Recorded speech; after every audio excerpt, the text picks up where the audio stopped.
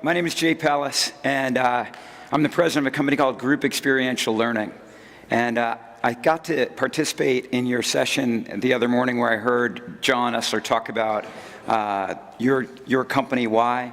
He actually asked us, all of the partners, to think about that and actually come prepared to talk about our why. And I think that's actually a great way to first connect with you all. You'll see over to the side, there's a group of guys dressed in camouflage. Veterans Day was this past weekend. These gentlemen are all veterans who have served their country.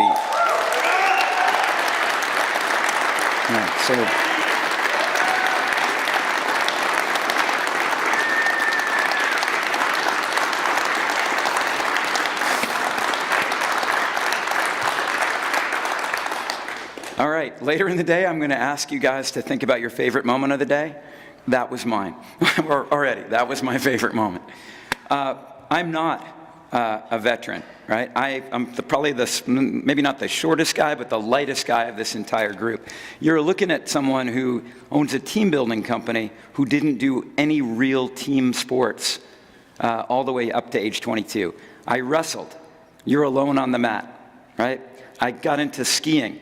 That's something you also do all by yourself. I got into windsurfing, also all by yourself. So you're probably thinking, why is this guy even talking to us? Because this is about team building and leadership development. When I was 22, I got an opportunity to go out on a sailboat in Chicago for a sailboat race. And I was amazed at the teamwork and the communication and the way things worked on that boat. A few years later, when I was working for IBM here in Boston, one of my clients owned an old America's Cup boat, kept it in Marblehead, and he told me if I promised not to try to sell him an IBM mainframe, he would teach me how to sail and I could race with him every week. I'm happy to report that that changed my life, and I sold him $2 million worth of hardware a year later during a race up to Nova Scotia. There's a Marblehead to Halifax race. Absolutely changed my life. I continued to sail. In fact, moved to San Francisco, California, and while I told my friends and family, my business school classmates, that I was going out there because of technology, I was going out there because I wanted to be the oldest person to become a professional athlete. I wanted to race in the America's Cup. I raced 5 days a week, Saturdays and Sundays, Tuesday nights, Wednesday nights, and Thursday nights, all with different teams that raced on those nights. I learned something amazing. Anybody here ever go out sailing with a friend and been yelled at on somebody's boat? Or okay, yeah, sailing, the evil reputation of sailing is who would want to sit on the side of a boat getting doused with cold water while somebody berates you? I got to tell you that is probably 75% of the experiences you'll have in Corinthian Yacht Club racing. I got an opportunity to race with some very high-level sailors, and I just was amazed at the communication and teamwork, and decided I never wanted to be the best person on a boat. I always wanted to be the dumbest person, least experienced, so I could learn from other people.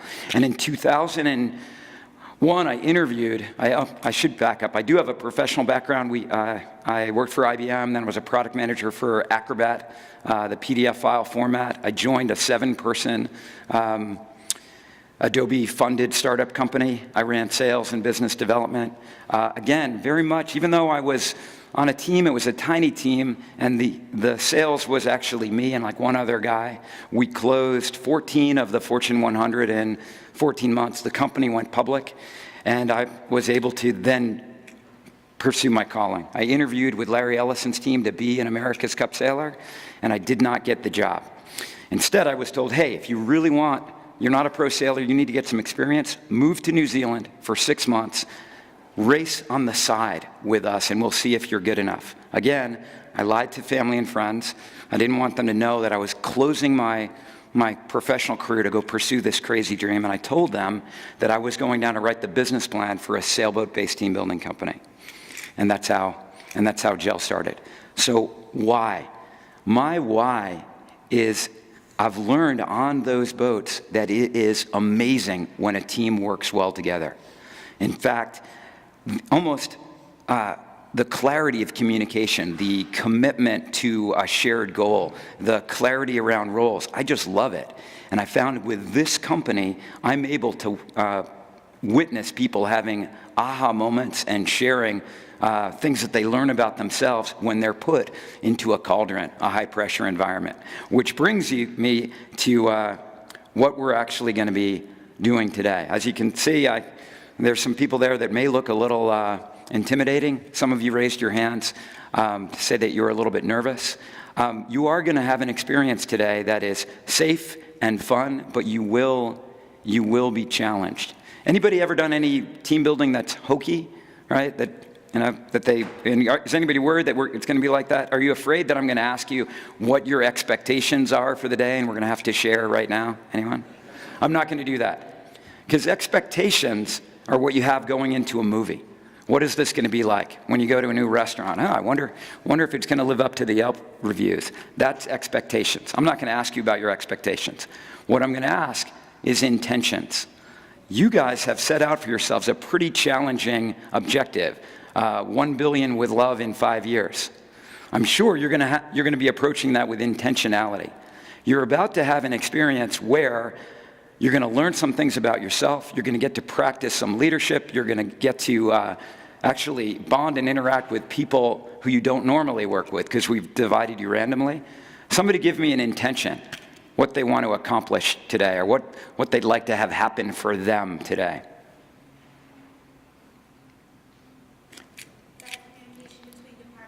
Better communication between departments. That's an intention.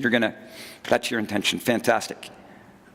Show my inner vulnerabilities to my coworkers so they can help be my strength inside the office. I'm going to try to say that, to show my vulnerabilities to my coworkers so that they can be my strength here and back in the office. Excellent. Have some fun. Have some fun. Fantastic. Excellent. Anybody else have one? Learn. All right, we have some excellent teachers here to help you today. One thing about having intentions, often in order to accomplish our intentions, we have to be willing to give up something or give something. If something you might want to give up is, this is team building, this is going to be, I want you to think about something that you could give up in order to accomplish your objective, or something you might have to give. We are going to put you under pressure.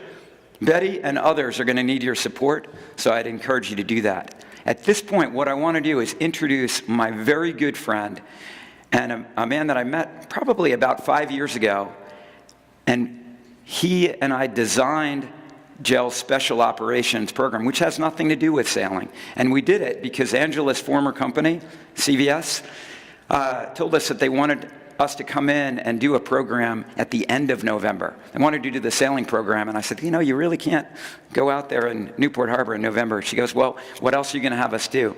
I called Mike, and now we've done multiple of these special operations programs that we've designed with the help of members of the New England Special Forces. I'm going to butcher the name of the group, but basically a group of Ranger veterans from the New England area have helped us over the last several years. With that, let me bring up Mike. You guys come on.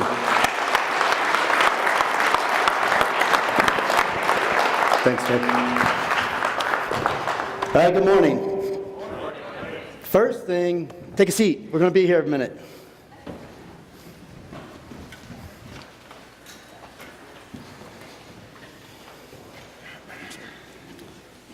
So the first thing we want to do real quick is just introduce this great team of guys. I'm fortunate to call my brothers. I'm Mike. I was at 1st Ranger Battalion, served in Iraq and Afghanistan. Lived between Tampa and Tahoe. Spend a lot more time in Tampa these days, unfortunately. And my why has changed over the years. Originally, it was to make my parents proud, my son. Now it's because I get to walk among heroes, and I truly mean that.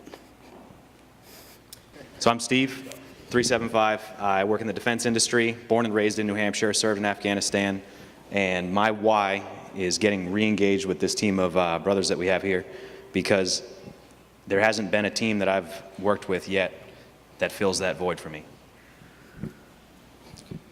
So my name is Milton Duran. I'm from Alpha 175. I was in Afghanistan and Iraq.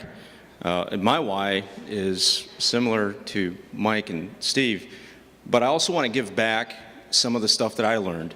The discipline, some of the, and you'll hear the MDMP, things like that, things that help people process how to do better. And that's one of the things that I want to do is pass that along.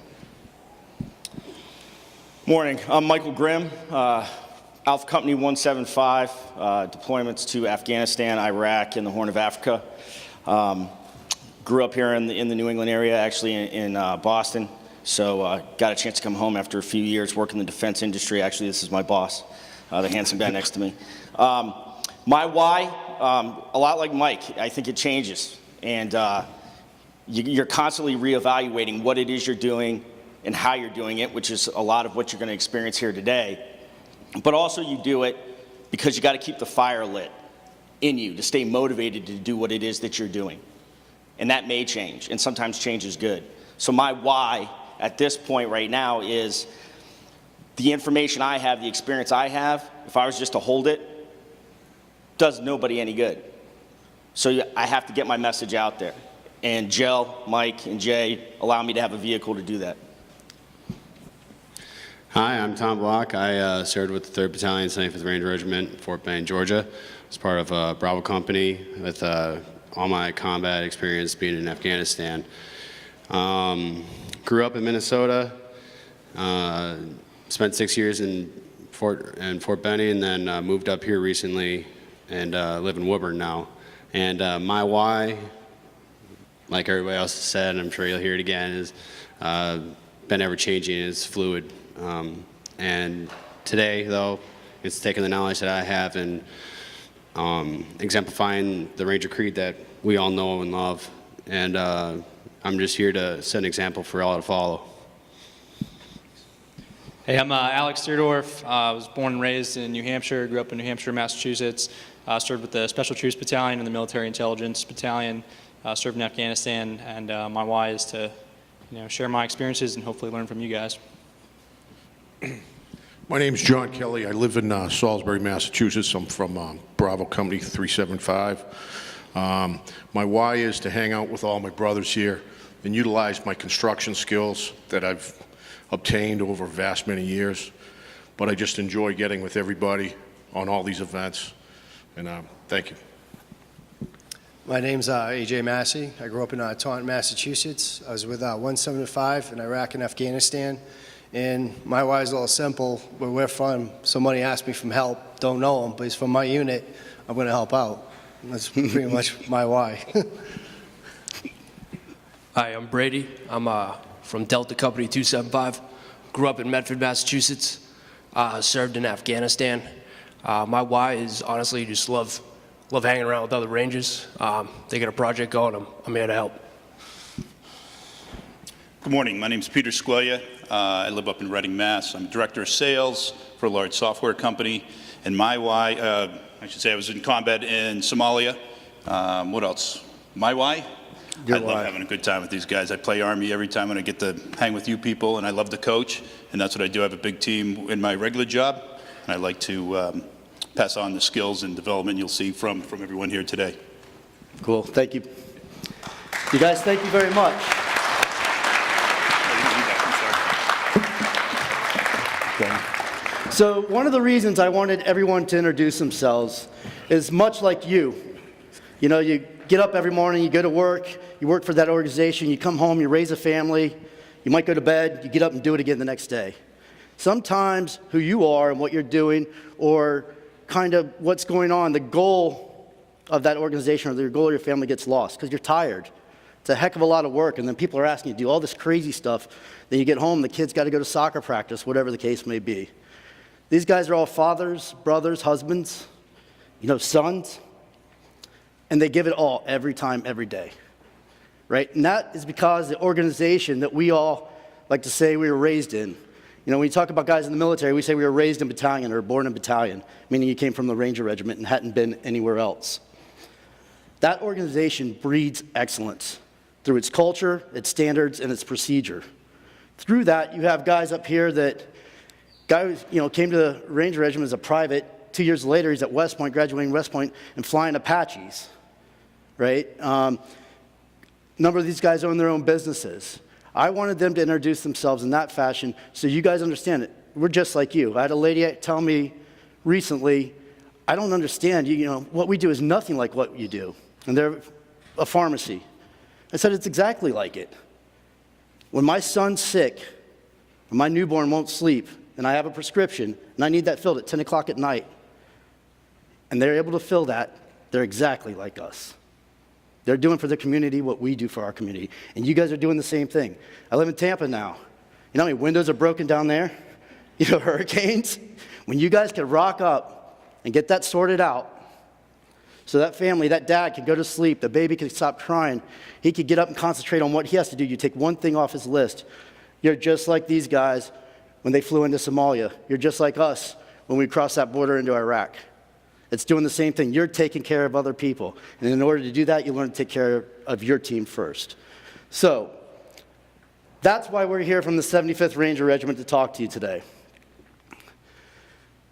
One of the things we do, and it's just like what you guys are doing, is igniting that leadership, igniting that delight. Okay? You see how big some of these dudes are? You see how big I'm not? Right? I'm a little dude. And to work with those guys every day, you have to be a bit of a pit bull, but you have to listen, you have to learn, you have to be willing to teach, and you have to be willing to stand up. And that could be really difficult when you got a guy like Tom Block over there staring you down, see, right? So you have to ignite that fire. You have to find that fire. And when your fire is going out, your mates, your culture, and your business culture relight it for you. All right, so a little bit about the 75th Ranger Regiment. These are some of the things that we go through, and these are where our lessons come from. When the sun rises, I wake up and chase my dreams. I won't regret when the sun sets, 'cause I live my life like I'm a beast.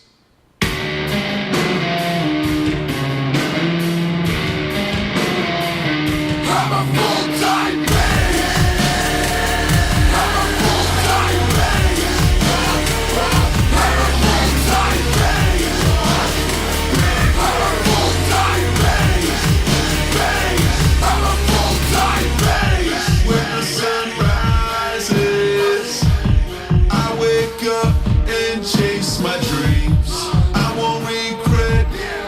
sunsets, 'cause I live my life like I'm a beast. I control my breath, keep my body ready, focus on the finish, and keep my head steady. Breathe in, breathe out, breathe in.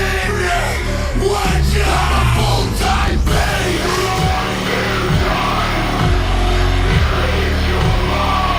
I'm a full-time base.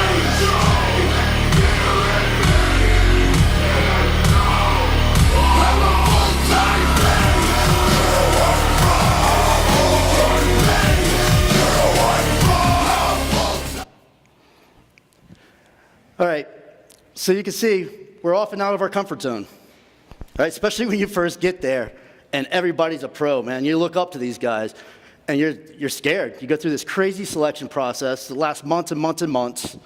You might have 70 dudes start out trying out with you, and maybe 10 of you graduate and actually get the opportunity to go try out there. You're way out of your comfort zone all the time, but the same things in our organization that allow us to be there, allow us to do these amazing things that we think are impossible, are the same things in your organization that allow you to be successful. All right? Communication, leadership, accountability, responsibility, and placing all those things where they need to be. So the regiment, some of the things that you might learn about them or know about them, who's seen the movie Black Hawk Down? Right? Old Pete, the guy in the green shirt, was there. All right? I know you guys see all the SEAL movies, and SEALs are cool, and they're our brothers too, mostly. But they write books and make movies and all this stuff, right? Good dudes. They're very much like us. The guys that do what we do can do what they do. It's a very similar type of character. But they make all these movies. How about the rescue of Jessica Lynch? Anybody know who Jessica Lynch was? All right, I think Lifetime or somebody made a movie about that as well. That was First Bat. And then Lone Survivor. You guys ever heard of that movie? Read the book? All right, what they don't tell you in the movie is it's actually Rangers rolled up and got him out of there. All right, so these guys are all been involved in notable operations, things that are really daunting tasks, but they're able to do it through teamwork and organizational structure. All right, we have this thing we call the Ranger Creed. All right, and I'm not going to do it to him, but I could start right now and point at a guy, and he could say the first stanza like that. It's something that we actually live by. I'm 46 years old.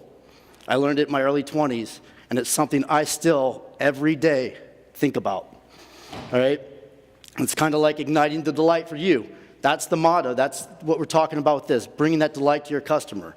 Now, it's probably not going to end up being the same as the creed, or is it? That's up to your organization, how far you drive that into your culture. All right? We go through a pretty tough selection process. The leadership culture is brutal. You are held accountable for everything you do or fail to do, and there's no ifs, ands, or buts. It's really difficult to get through the selection process to get there. It's 10 times more difficult to stay there once you're there, to perform at that level every single day and hold yourself accountable to that, and your teammates hold you accountable. And some of the businesses we see are doing that themselves.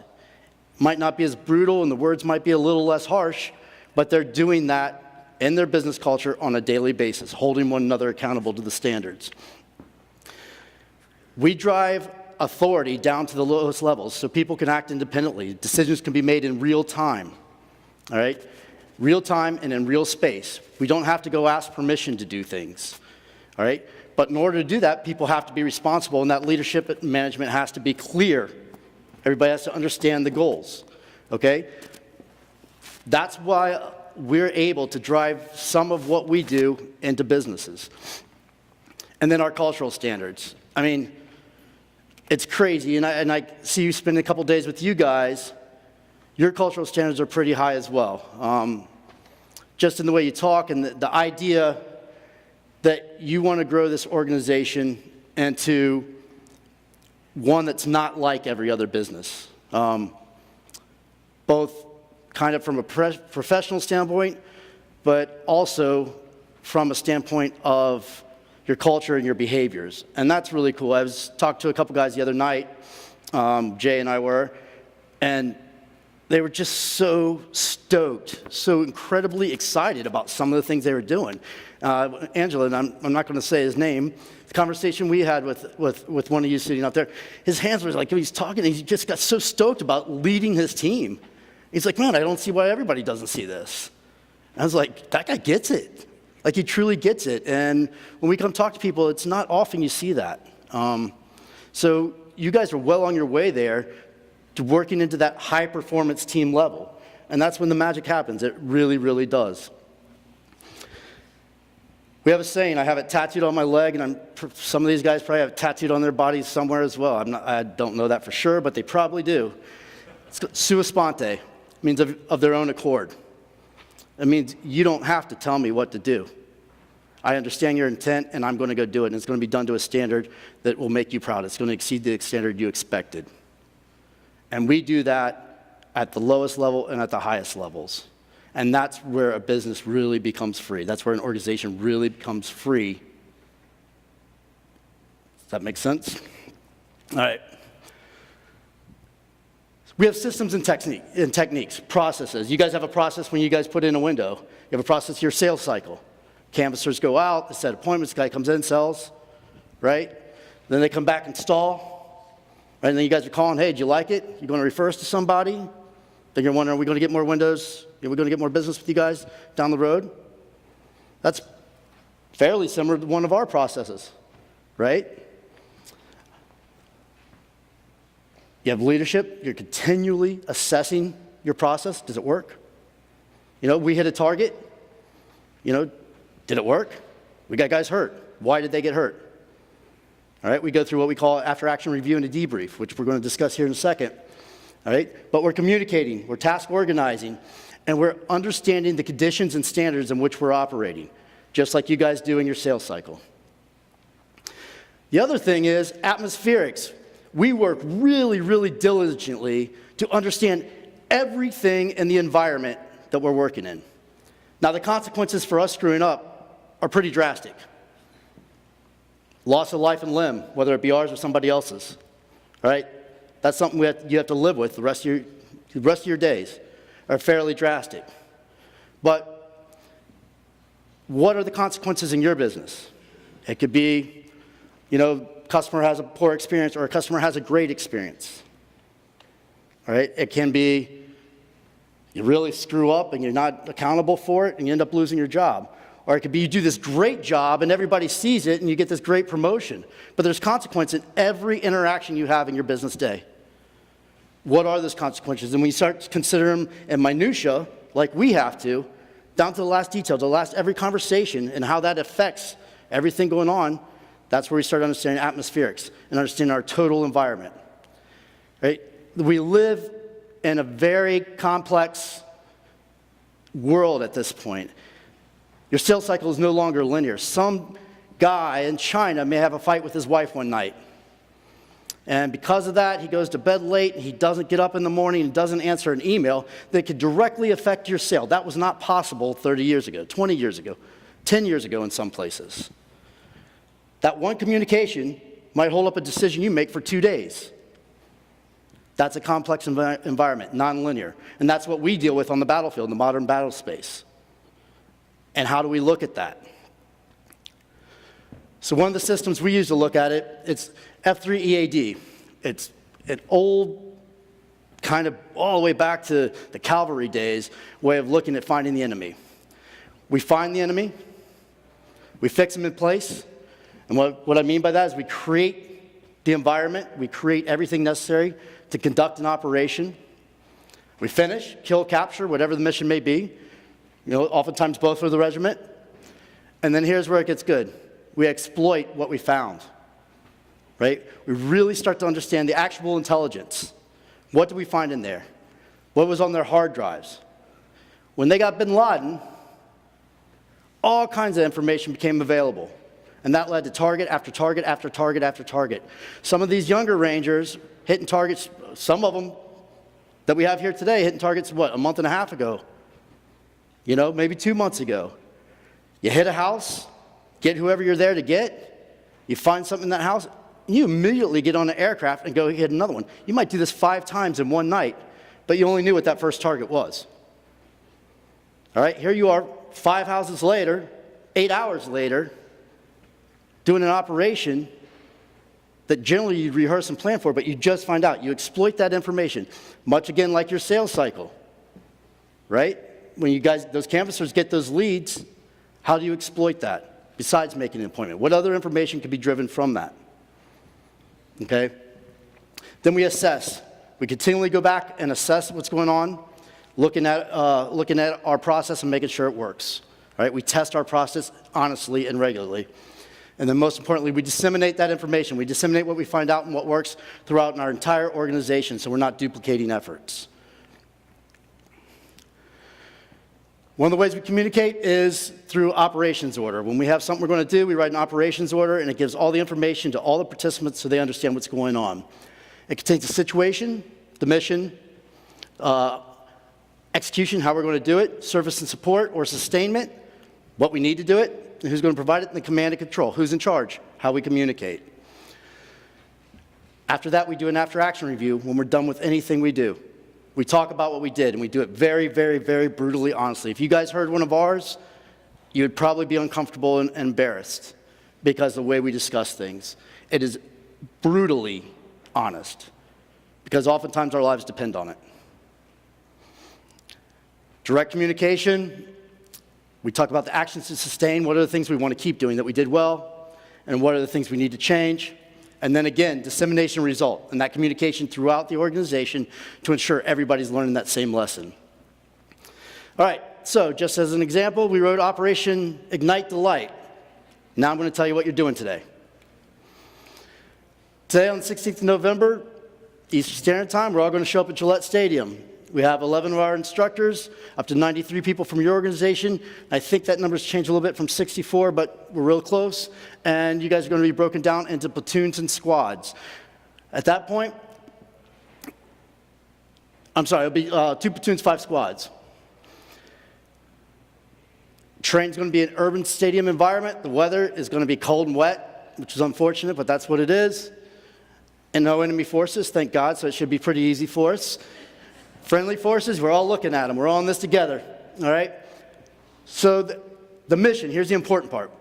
Now we know who's doing what. We know where we're doing it and what time. Now, we know now we're going to find out what your bosses wanted out of this, all right?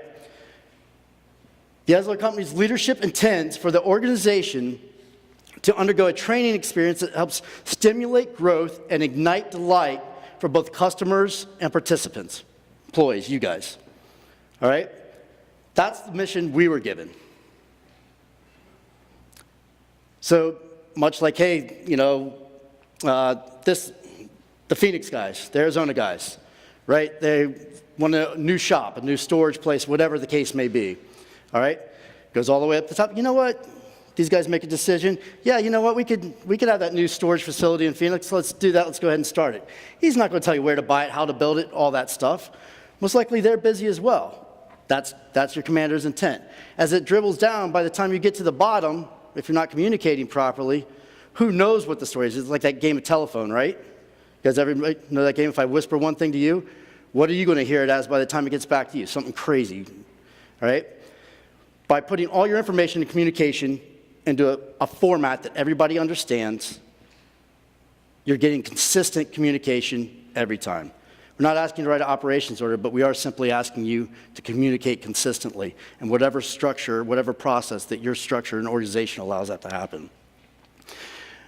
All right, so we're going to ignite customer delight.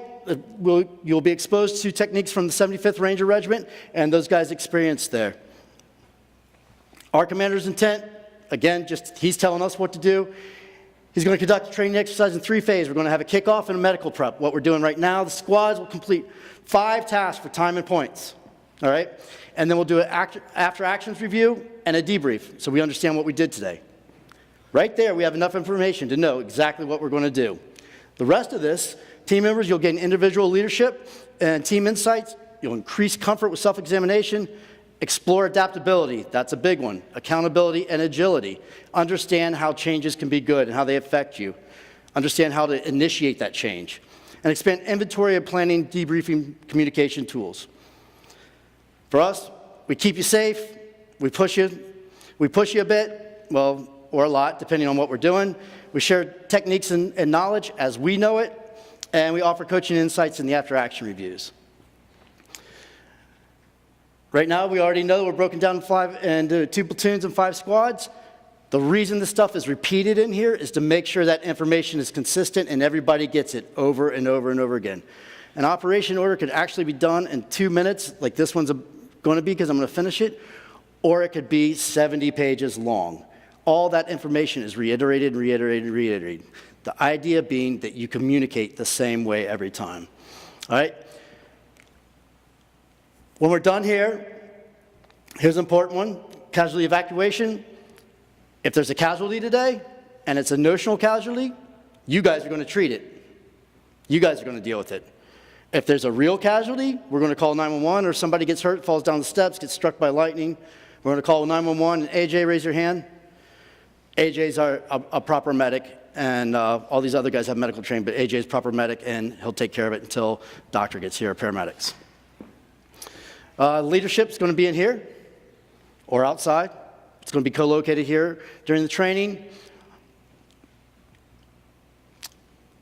Again, any real world casualties, make sure that we call 911. AJ treats them. Any notional casualties you guys treat.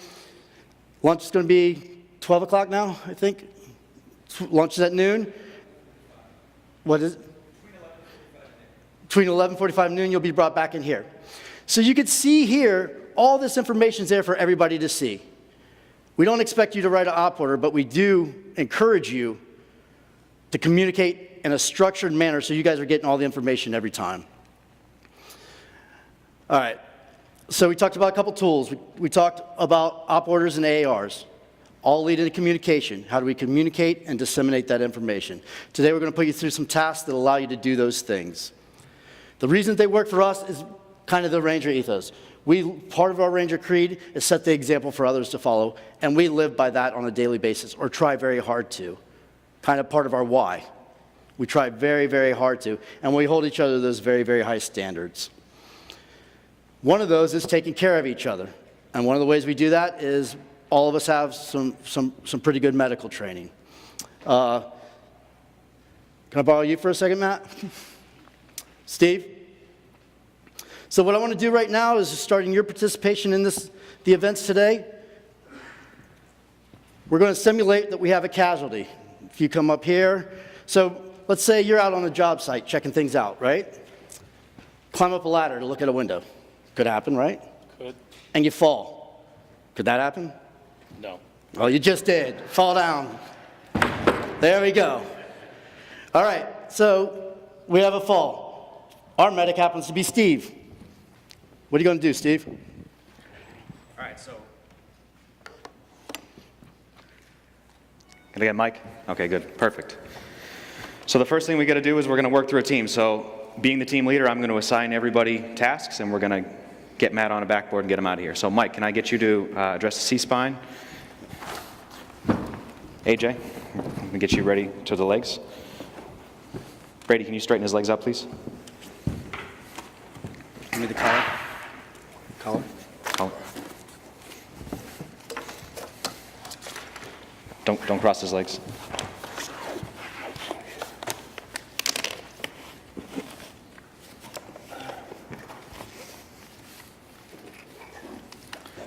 All right, so now that we have him ready, on the count of 3, we're going to roll. And AJ, you're going to put backboard up onto him. 1, 2, 3, roll. All right. Brady, strap his legs. Mike, torso.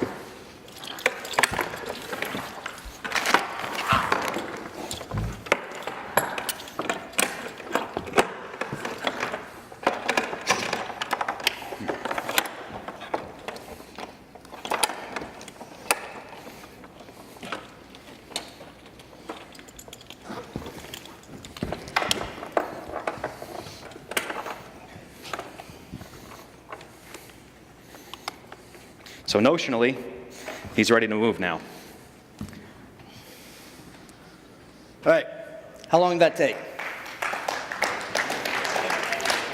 Just a couple minutes, right? A couple things happened there. Somebody took charge. All right, Steve, tell me what occurred. We had a slip, trip, fall, fell off the ladder, and we addressed the injury, get him ready to move out. There was a couple points where you wouldn't want to cross the patient's legs. You wouldn't want to have the patient's legs up. You want to keep the spine, the C-spine, and the thoracic straight the whole time. So, did you have the legs crossed? Weren't you in charge of the legs? Yeah, I crossed the legs initially. You crossed them. Why'd you do that? I don't know. You did. All right. We know that was a mistake. We as a team understand that was a mistake, not to reoccur. What did you see? After that, I mean, you corrected the mistake while we were doing it, and after that, we got him on the board. It was like smooth after that. All right. How much of that what should we sustain out of that, Steve? I would sustain good communication. The improve would be making sure that we keep the patient straight. All right. What do we need to fix? What do we need to fix? Uncross the legs. Uncross the legs, right? Follow proper procedure.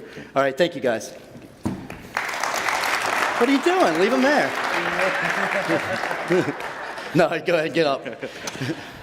All right, so what you just saw there was a task completed.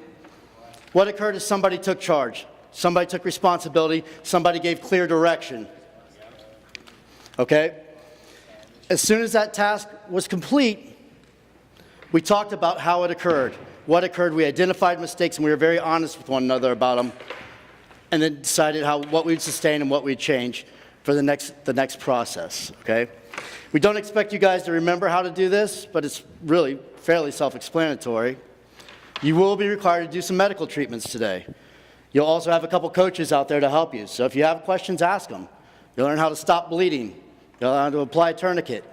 All right? You're going to learn how to backboard, immobilize, take C-spine control, and move somebody. When could that be valuable for you guys? Hopefully you're never anywhere near a Las Vegas-style shooting or what happened in Texas just last week. That's the world we live in, and it's possible. But you might be in a car accident, or someone you love might be in a car accident. You might be up in Vermont. You might be at Killington skiing with your kid, and they run into a tree. All right? So that medical stuff is valuable for anybody, and you'll learn some of it today.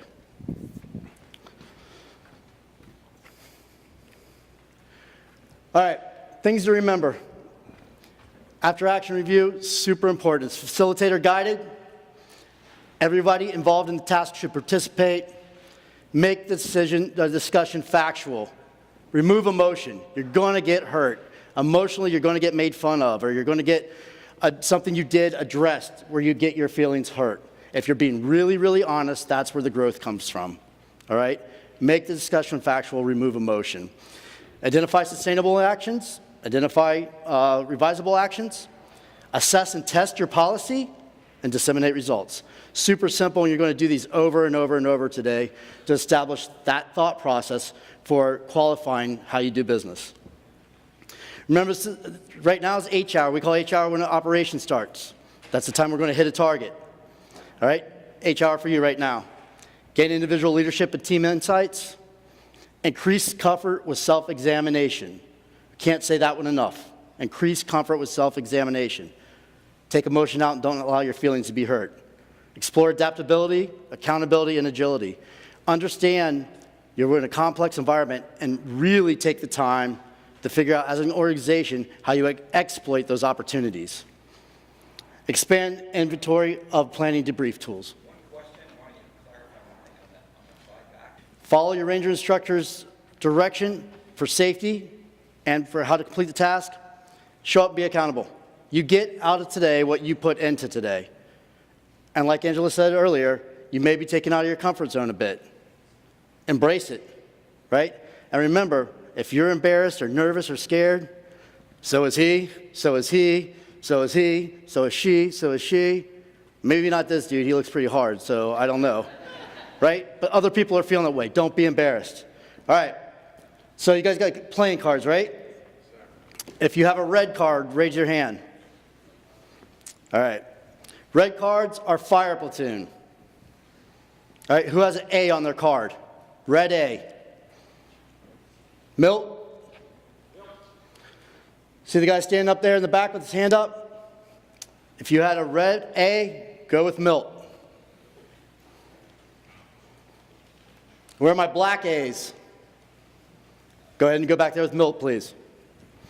All right, where you at, Steve? All right, see the little guy with his hand up over there? He's the only guy in the room I can say that about, right? I'm sorry, yeah. Red B's, go with Steve. Who's got a red B? Go ahead and go over there with Steve, please. Black B's, join Steve. Pete? All right, everybody see Pete? Big guy with camouflage hat? Red C's. Red Charlie. Go with Pete. Black Charlie. Smoke platoon Charlie. Go with Pete. Mike Grimm. All right, Grimm. Deltas, D's. Who's got D's? Black and red D's. Go with Grimm, please. AJ? All right. E's, Echoes. Black and red Echoes. Up here with the medics. Have fun.